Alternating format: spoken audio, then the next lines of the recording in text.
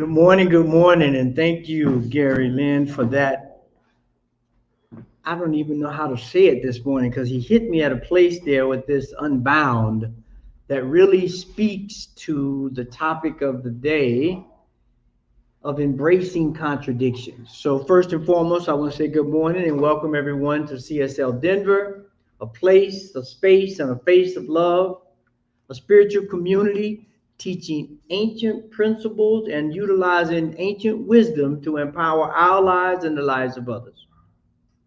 Now, as we look around us, especially here in Colorado, we see the leaves are beginning to change and fall has fell, as they say sometime, and this whole idea of transformation is very visible.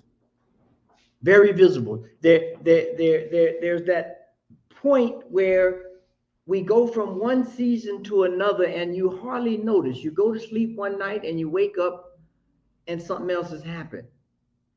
And sometimes in our mind, it seems very paradoxical.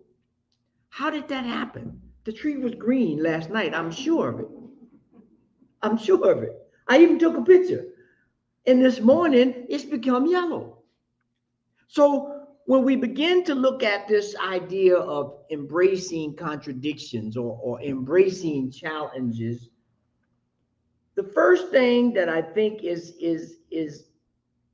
of utmost importance, that is this idea of contradictions and paradoxes is the most exciting, the most fruitful, the most joyous, and sometimes the most frustrating thing about life. Because it is through these moments of contradiction or paradox that we begin to learn who we are, what life is, what God is, what the higher power is. Because the name doesn't matter, right? We call gravity gravity. We could have called it Topo Gijo. It would still did the same thing. If you jump off the building, you would still come down. So we don't get stuck on labels.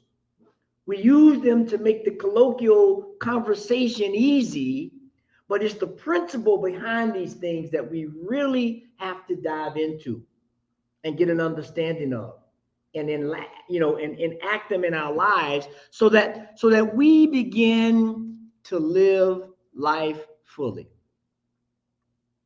To live life fully. So what is a paradox? I guess the first thing we probably should define that before we go trepsing down the path. And a paradox is this idea of something that's not consistent, something that's self-contradictory, right? As Teresa in her reading so eloquently put out there. But this statement or preposition or position of contradiction is a tool for enlightenment. A tool for enlightenment. And the great teacher, Jesus, said this: to gain your life, you got to lose your life. Now that seems very paradoxical. To gain your life, you got to lose your life. And to live, you got to die. Now, someone that's not familiar with this idea of contradictions or paradoxes would say one or two things. Show me the door because I'm leaving right now. These people are out of their ever-loving mind. Or if they're curious about life, they'll ask a question. Well, what do you mean by that? And that's what the paradoxes are here for. That's what the contradictions are here for us to take a deeper look at life, to take another approach to the way we're doing things. Now, how many in the audience, have heard this great quote by, I don't know who it is. They say, if you keep doing the same thing the same way, you're going to get the same results. Now that's wisdom right there. And I tried it once or twice, and I did it the same way, and guess what I got? The exact same thing. And so it is something totally new that we need to embrace is this idea of paradox, of contradictions, because they're a great teacher and they can lead to wisdom that will get us through tough times. You know, it says when the going get tough, the tough get going. And that's what we have to do now. When we look around us, everything is askew.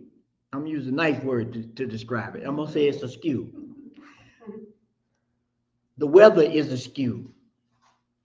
Politics are askew. You're not supposed to talk about politics from the pulpit. That's why I'm just using the word. I'm not talking about it. It's askew. Religion itself has become askew. So there's a greater question to be asked. There's a greater paradox that's presenting itself to us that allows us to stop, if we're careful, if we're concerned, to ask, what is it that life is trying to tell us in this situation?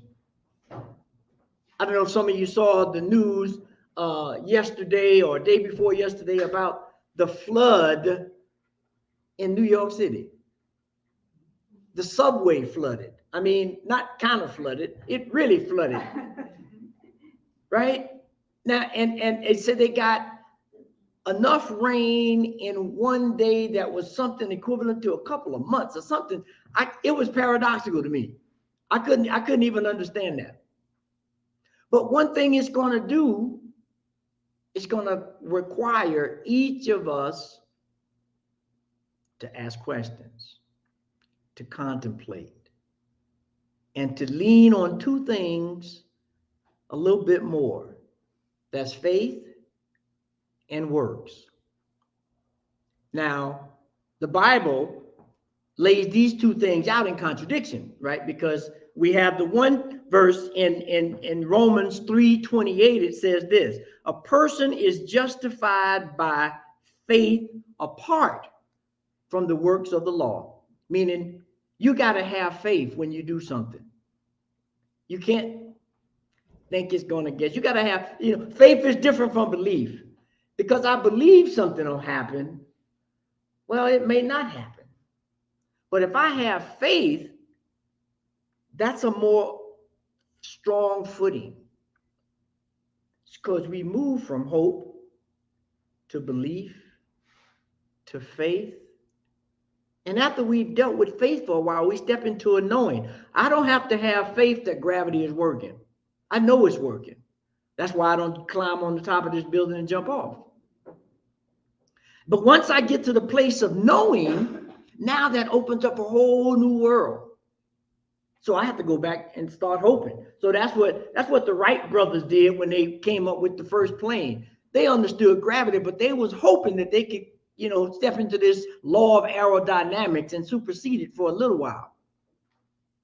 And they went through and they got it. Now, the other part in James 2:24, a person is justified by works and not by faith alone. Now, if that's not a paradox, first you tell me I got to work, but then you say, but I just can't work. I got to have faith, but then I just can't have faith. I got to work. And now we're in a circle. You remember when you were on the playground as a kid and you was on the merry-go-round? And they had that person who all they wanted to do was push. They didn't want to get on. They just want to push because they know once they start, you can't get off. No matter how much you screaming and stop and let me off. Well, that's what we're in. We're in this paradoxical merry-go-round of how do we deal with life? How do we begin to say, stop, let me reset, let me figure out what's going on in life? What's going on first and foremost in my life, right? What do I need to do? How do I need to change? What questions do I need to ask? And that's what the paradox inevitably will ask you and demand of you is to ask the question. Is to ask the question. But now, in our society, I don't have my phone here. If I had my phone, I wouldn't have to ask it. I could ask Google, right? Now, that's kind of like asking a question. but I don't have to sit with anything. When I ask Google, when I go on and ask Chat GPT, I'm expecting an answer that I don't have to really contemplate. I'm expecting the answer to be 100% correct. Not so, because we have, there's a verse in the Quran, the second chapter, the first verse of the Quran that says, "This is a book, in it is guidance clear without doubt to those who believe in the seen and the unseen." The seen and the unseen. How can I see something that can't be seen? That's a paradox. But nobody has seen gravity. Nobody has seen electricity. Nobody has seen aerodynamics. But we do know they exist, and we can take advantage of those laws. So this month, the theme is, how do we create a paradoxical mindset? Looking at all these different things. How do we begin to embrace this idea of contradictions and divine paradoxes, if you will, so that we can move forward, so that we can be faithful and workful, if you will. I made up a word there, workful. Because that's what it takes. For me to look at a situation and have faith is one thing. That'll put my heart in the right place, but I may need to move a couple of rocks. I may need to take some nails and boards and hammer them together to create a community. We talk about the beloved community. How many people are really working for the beloved community? Or are we just hoping we get a beloved community? Are we believing we can have a beloved community? But ain't nobody working for a beloved community. I still don't, you stay on your side of and I stay on my side. Your dog came in my yard, now we fighting. I mean, really, this is what paradoxes mean. We have to begin to not live life, as they say, casual. Because the saying goes, if you take life casual, you will end up a casualty. And that's what's happening all over the world. We see it. We see it. We see a lot of lip service. We see a lot of stuff because the paradoxes are too much. But as we begin to get this toolkit together to deal with the paradox, the ancient Hermetic teachings has given us the master key to open the door, to deal with it. And that is the principle of polarity. The principle of polarity. Now, what does the principle of polarity say? The principle of polarity says this. First and foremost, there is one thing. Not two, not four, whatever you come up with. There is one thing. But to understand that one thing, you have to ask questions. You have to look at the different points of it. So when I say temperature, you don't automatically go to a certain number, right? Temperature could be hot or cold, but it's still one thing, temperature. And there's a gradient. There's a different degree from what we've categorized as cold or what we categorize as hot. So this principle of polarity, this law of polarity says there is one thing, and the only difference that we see between the apparent differences is a matter of degree. Right? That's what we learn. We take math, and that part that most of us didn't like, them graphs, and we got to show the curve, and you're like, oh Lord, please help me. But when we could get into it for just a moment, we could see that the difference between 0 and 1 was a whole lot of degrees. And at one point, if we look at this temperature thing, at what point does it stop becoming hot and it becomes cold, or vice versa? Kind of like when fall and winter and summer changes. It's not September 22nd is not the official, that's the official number we recognize, the 22nd, but the weather that's indicative of fall doesn't happen right then. A great sign that says this is life. There's a oneness of life, but for you to understand it, we have to begin to analyze it. And to do that, I have to put them in juxtaposition to one another. If I never said to you anything about down, up would have absolutely no meaning. None. There would be no meaning if I said up, because it's only up in relationship to down.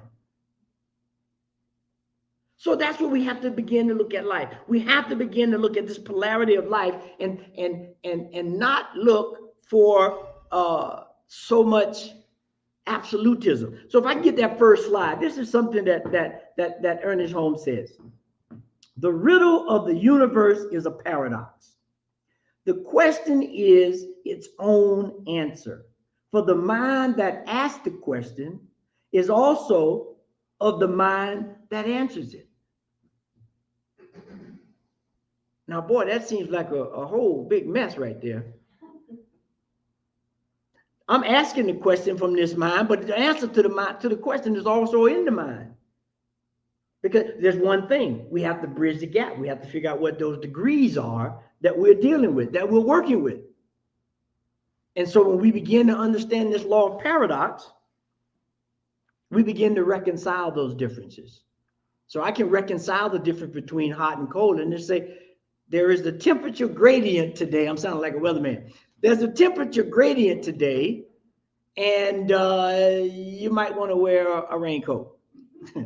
You might want to, take a sweater that you can wear in the morning and take off in the evening, because the gradient is changing. That gradient happens with love. It happens with forgiveness. It happens with growth. It happens with everything in our lives. And when we can successfully embrace this whole idea of contradictions, yea, though I walk through the valley of the shadow of death, I will fear no evil. Because thy rod and thy staff, they comfort me. Even though I'm walking down here in the valley, I'm still comforted, because I understand that this is a paradox. This is part of life. I can't pick and choose. And so if we look at this next slide, this second slide here, it speaks, it's a little wordy, but it speaks to the point. It says, what we must avoid, however, is the confusion which arises from a belief in a final revelation. For the belief that all truth is a lasting discovered, or that someone,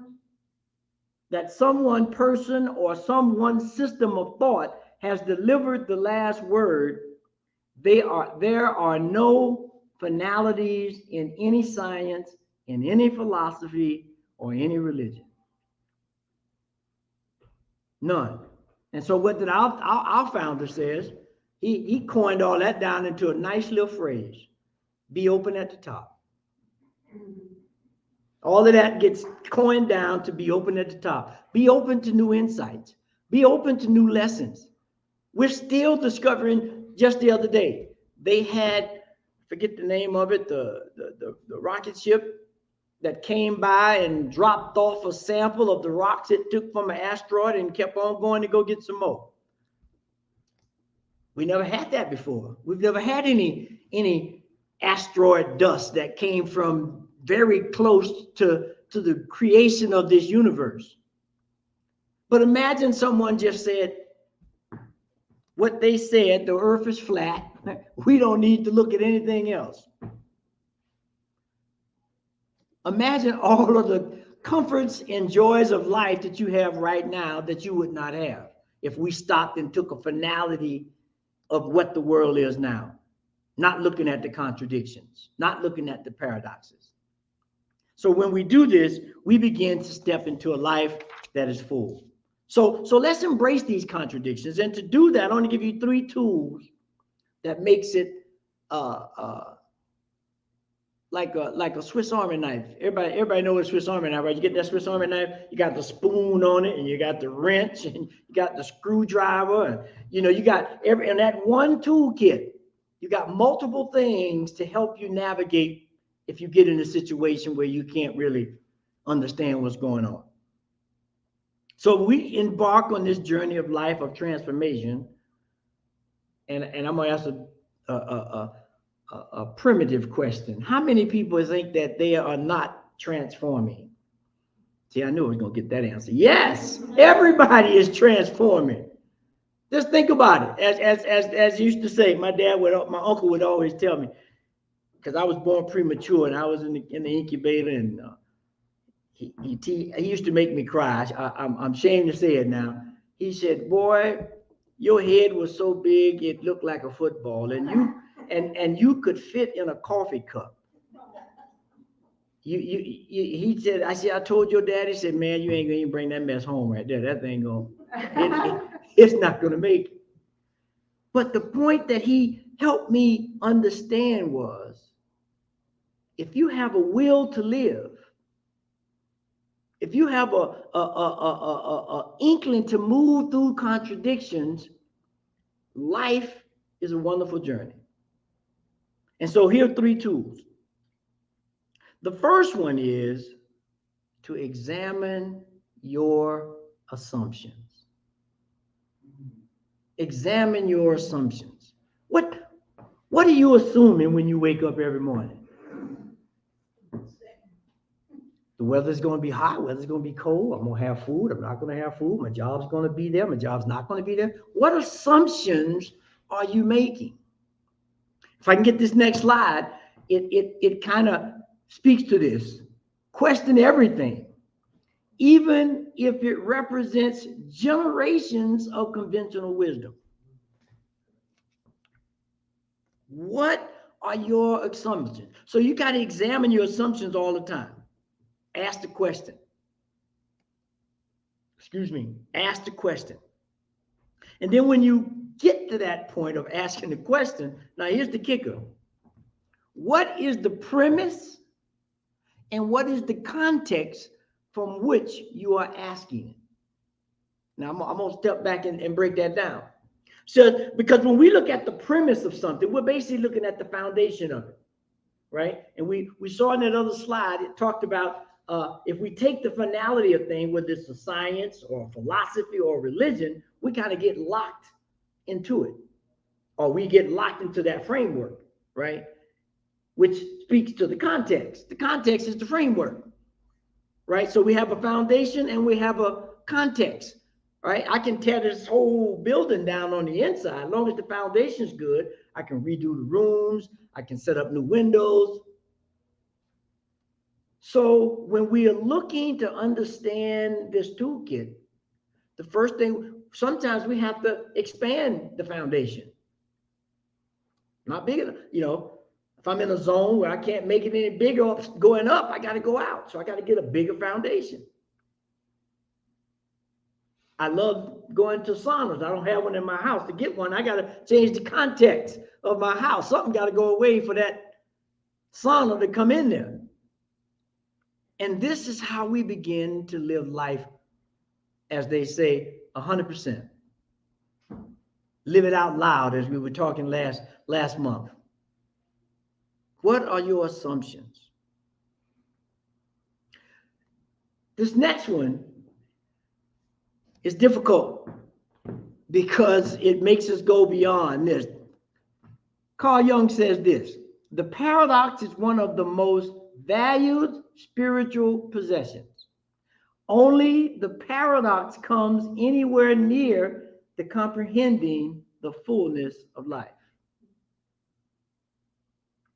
That means you have to accept ambiguity.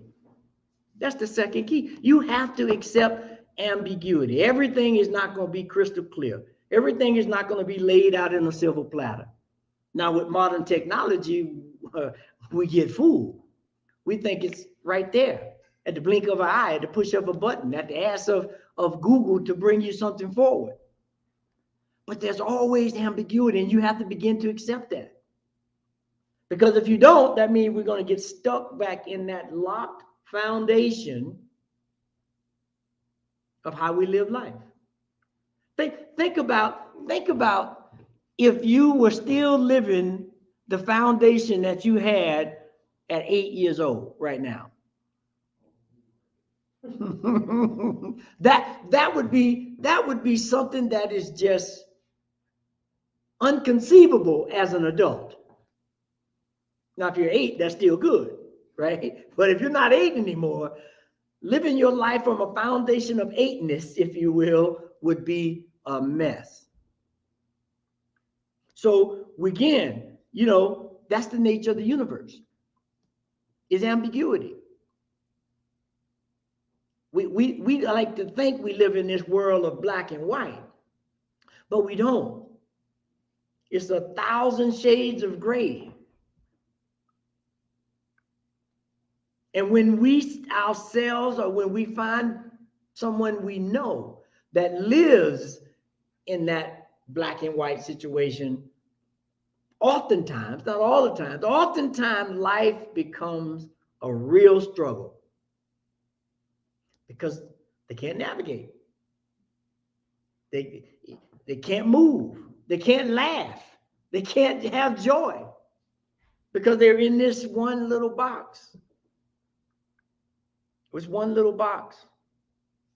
And so what did Jesus say about this ambiguity? He made it real clear. See, I love it when they make it real clear. Seek and ye shall find.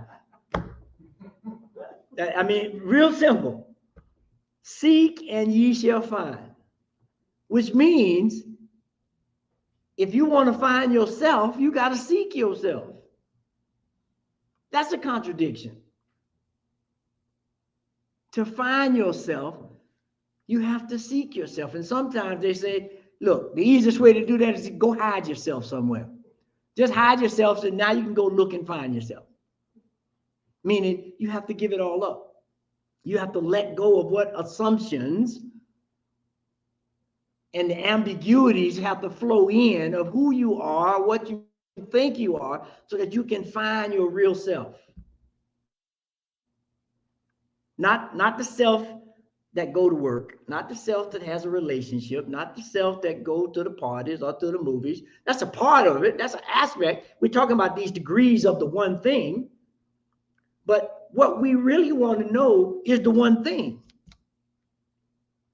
And when we understand that, then these paradoxes, it's just a matter of degree. I just keep working at it. I just keep working. So when I know that I'm an emanation of the Most High God, filled with wisdom, light, and understanding beyond my earthly comprehension. Last night, everybody went to sleep. Nobody thought about keeping their heart beating. Nobody thought about breathing. They went to sleep, lost consciousness, the heart kept going, breathing kept going. That's a symptom. That's a clue of what happens when we find ourselves. We don't have to do things. Things just happen. And we're in a state of awareness. We're in a state of, checking and examining our assumptions that we know the right place at the right time and the right turn. That's what we need for a toolkit to deal with the problems that's going on today. You can't figure it out, not in your head. Well, I take that back. I can't figure it out. Now, if y'all can figure it out, please tell me, because I can't figure it out. So what do? I try to stay centered. I try to deal with all of this and find the one thing, the Spirit of God that is in each and every one of us. And so when we can examine our assumptions and when we can accept ambiguity, the third thing we need in this toolkit is to look beyond the obvious. So if I can get that next slide, that's slide 5, it says, I would rather have questions. I would rather have questions that can't be answered than answers that can't be questioned.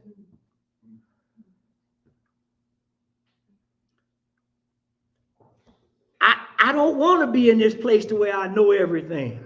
That's a tremendous, you ever find yourself at work or with some kids or with some family, and even if you didn't put the mantle on yourself, they assumed you know everything. Boy, that's a tremendous pressure. That is a tremendous stumbling block, because inevitably somebody's going to come to you with a question and you ain't going to have the answer. And now there's two things. I mean, it's more, but I'm going to pick two of the many.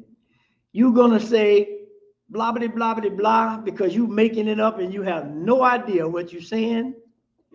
Or you're going to be humble enough to say, I have no idea what I'm saying. And so we're going to have to ask some questions. We're going to have to step into this ambiguity. We're going to have to figure this out together with the spirit of the intelligence of the entire universe. Because if we look at every advance in any field, that's what happened. Now, I haven't gone to see that movie about the atomic bomb. What's the name of that movie? Oppenheimer. Yeah, I didn't go see that movie. But I know enough about the story that when they were able to do that, what did they do? They built a whole town of people with the same idea, asking the same questions, to look at the ambiguity, to come up with this and make it happen. And so that's what we have to do in our life. That's what the beloved community is. We have to come together. We have to work together. We have to try to solve these things together. And when we can do that, we allow the energy of love to transform everything. Because we understand what we're dealing with, and we understand, more importantly, what we have to lose. So, as always, we don't judge by appearances. And to do that, we have to step into action. And so if we look at this next slide, these call to action, because every time we have a Sunday service, we have to have some actions, because I just can't believe this stuff. I have to act it out so that it begins to become a faith. The first thing is, ask yourself, how can I embrace a wider range of perceptions than the one I typically assume? Well, that's a lot. I know I'm asking a lot.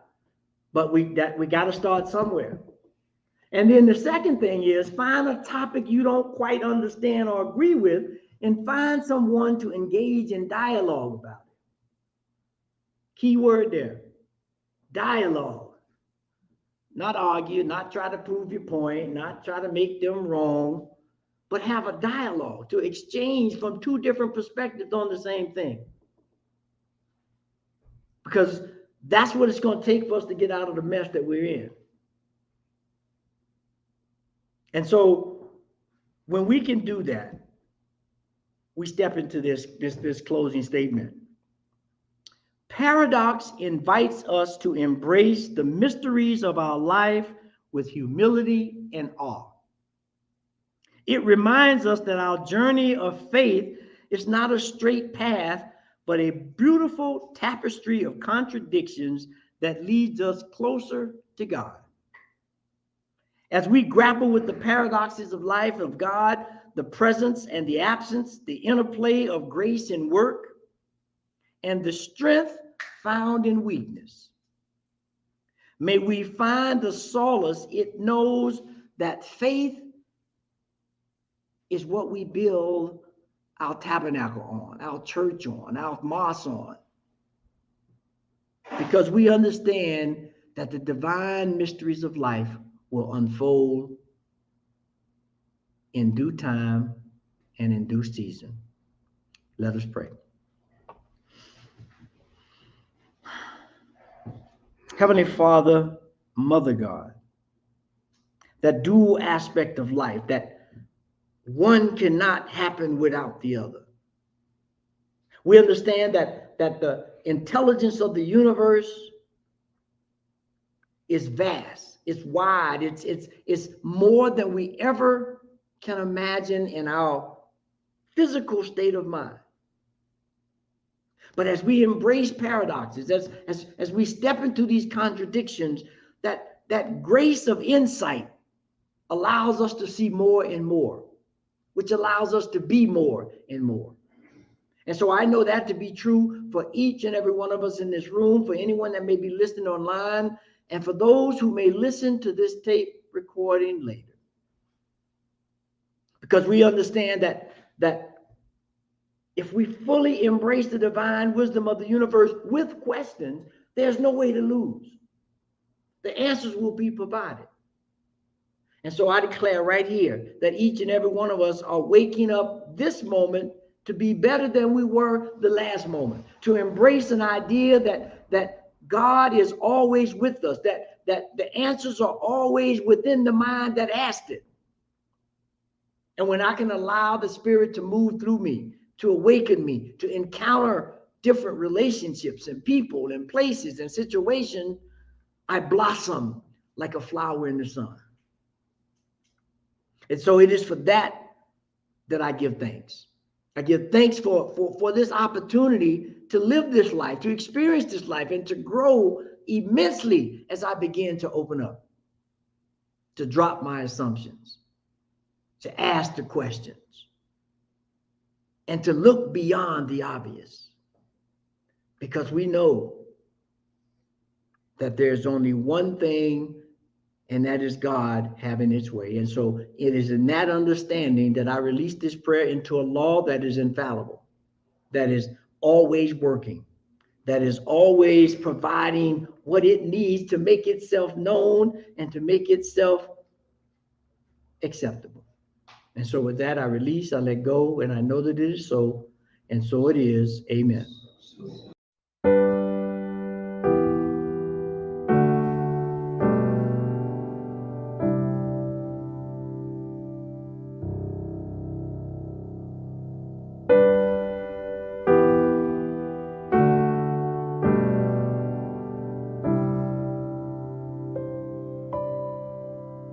Every step is holy.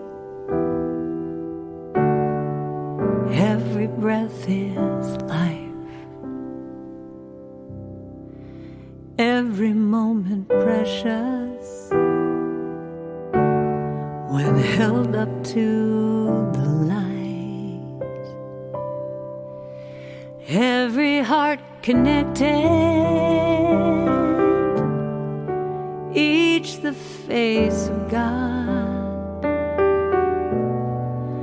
Grace has shown me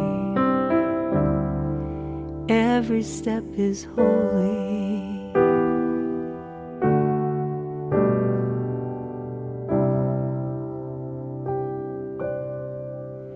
Every step is holy. Every breath is life. Every moment precious when held up to the light. Every heart connected, each the face of God. Grace has shown me every step is holy.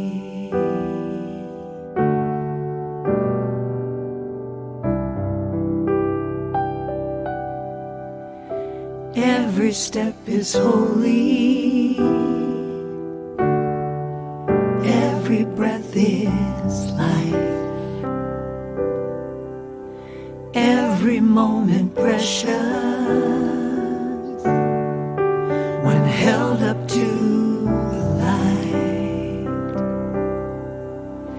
Every heart connected, each the face of God.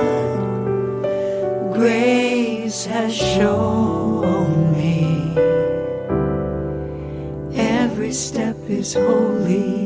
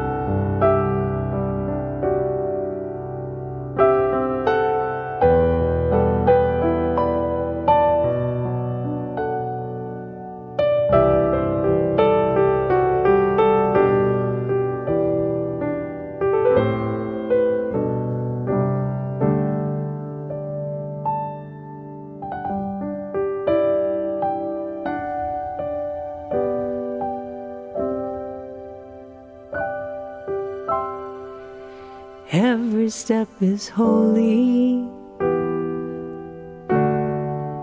Every breath is life. Every moment precious when held up to the light. Every heart connected, each the face of God. Grace has shown me every step is holy, holy, holy,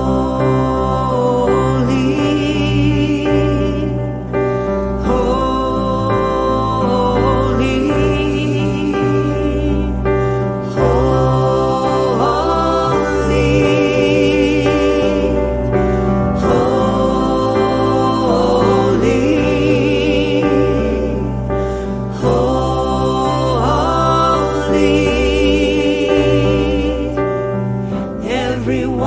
every breath, every step is holy.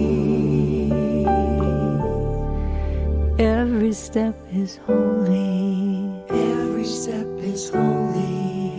Every step is holy. Every step is holy. Every step is holy. Every step is holy.